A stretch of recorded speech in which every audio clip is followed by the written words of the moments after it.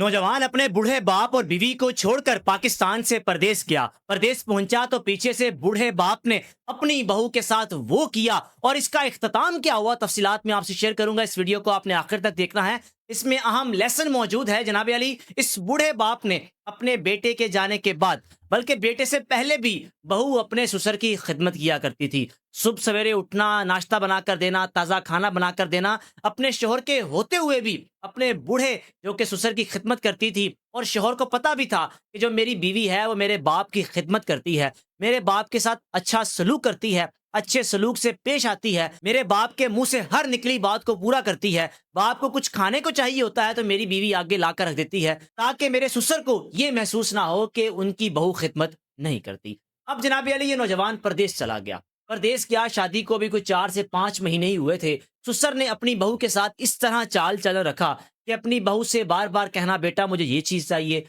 मुझे ये चीज़ चाहिए। तो ये 8-10 दिन गुजरे, फिर उसके बाद, बेटा आकर ज़रा मुझे दबा देना, आकर ज़रा मेरे पाँव दबा देना, मैं थका हुआ हूँ, मुझे तकलीफ़ हो रही है, मैं परेशान हूँ, मुझे अपने बेटे की याद आती है। बेटा तुम ही हो यहाँ पर, हम सिर्फ 2 रहते हैं और तनहा ज़िंदगी गुजार रहे हैं। दुआ करो कि तुम्हारा शौहर जल्दी वापस आ जाए। मैंने उसको लाख समझाया, लेकिन तुम्हारा शौहर कह रहा था कि मैंने बाहर जाना ही है। लेकिन क्या है कि अब वो चला गया है, तो तुम हो यहाँ पर या मैं हूँ, हम दोनों ने मिलकर ज़िंदगी गुजारनी है। जनाब अली, वो बहू कहने लगी कि अब्बा जान, आपने परेशान नहीं होना, मैं आपको अकेले महसूस नहीं होने दूंगी, आपकी खिदमत करूंगी। आपको कुछ खाने के लिए चाहिए, आपको तकलीफ है, आपको परेशानी है, कोई अदवायात चाहिए, मेडिसिन चाहिए, हर चीज़ देने के लिए जब मैं आपके पास हूँ। मेरा शौहर है, मेहनत के लिए गया है, इंशाल्लाह जल्दी वापस आ जाएगा। मेरा उनसे राब्ता रहता है, उनका कहना है कि 1-2 साल परदेश काटूंगा, फिर उसके बाद वापस आ जाऊंगा।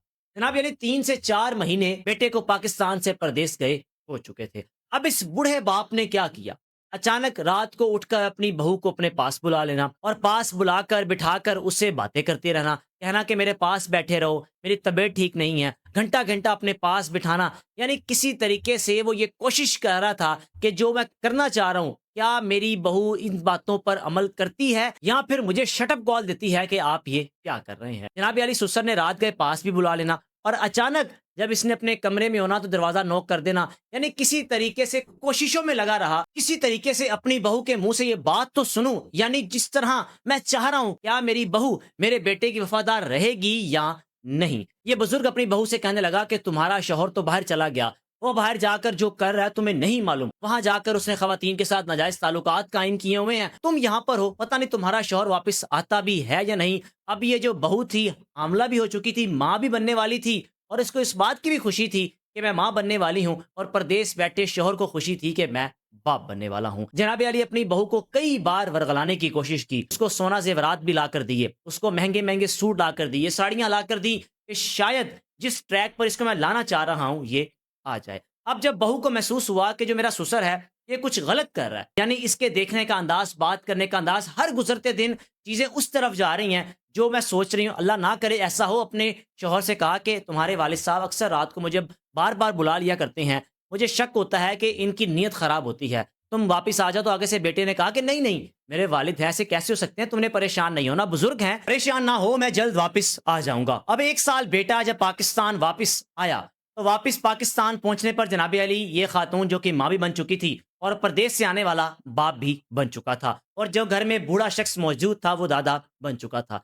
घर वापस आने पर अपने बेटे को पास बिठाया और कहा कि बेटा एक बात बताऊं, तुम प्रदेश जाकर जो कुछ कर रहे थे, तुम्हारे साथ उठते बैठते दोस्तों ने मुझे तुम्हारे बताया कि तुम्हारी वहां जाकर जो हरकत व सकनात थी वो ऐसी थी कि मुझे शर्म आती थी कि मेरा बेटा वहां पर क्या कर रहा है। और एक वो औरत जो तुम्हारी इतनी वफादार रही, जब मैंने तुम्हारे बारे में सुना तो फिर मैंने तुम्हारी बीवी को वर्गलाने की कोशिश की कि ये भी अकेली है, कन तनहा है, क्या ये भी अपने ईमान पर कायम रहेगी या नहीं, यानी तुम्हारी वफादार रहेगी या नहीं। वो सब कुछ जो मैं सोच रहा था गलत साबित हुआ, यानी जैसे तुमने किया मैं सोच रहा था कि तुम्हारी बीवी भी वैसी होगी, लेकिन इस जैसी वफादार औरत नहीं मिल सकती। मैंने इसको जेवरात ला कर दिए, मैंने इसको महंगे लिबास ला कर दिए, लेकिन ये तुम्हारी इतनी वफादार रही, मेरी जानिब से गलत नजरों से देखने को भी इसने इग्नोर किया, इसने कोई नोटिस नहीं किया। यानी मैं कोशिश करता रहा कि मैं इसको वर्गलाऊं, मैं इसको अपने ट्रैप का शिकार बनाऊं, लेकिन तुम्हारी जो बीवी है वो इतनी वफादार है। और शर्म मुझे इस बात की आई कि मेरा बेटा वफादार नहीं निकला।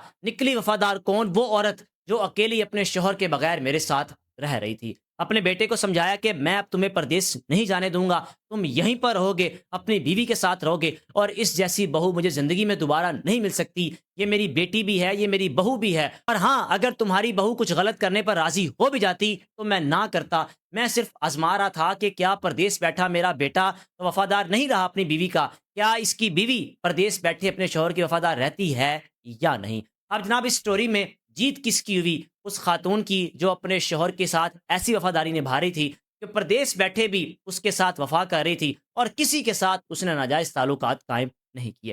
اسٹوری میں اہم لیسن موجود ہے کہ ہم خواتین کو تو ذمہ دار ٹھہراتے ہی ٹھہراتے ہیں، جن کے شوہر پردیس چلے جاتے ہیں ان میں سے کچھ خواتین ایسی ہوتی ہیں جو اپنے شوہر کی غیر موجودگی میں غلط حرکات کرنے لگ پڑتی ہیں، ناجائز تعلقات قائم کر بیٹھتی ہیں۔ لیکن اس سٹوری میں حیران کرنے والی چیز یہ ہے کہ غلط تعلقات قائم عورت نے نہیں کیے بلکہ مرد نے کیے ہیں، جس پر کوئی بات نہیں کرتا۔ رائے کا لازمی اظہار کیجیے گا، میزبان کو اجازت دیجیے۔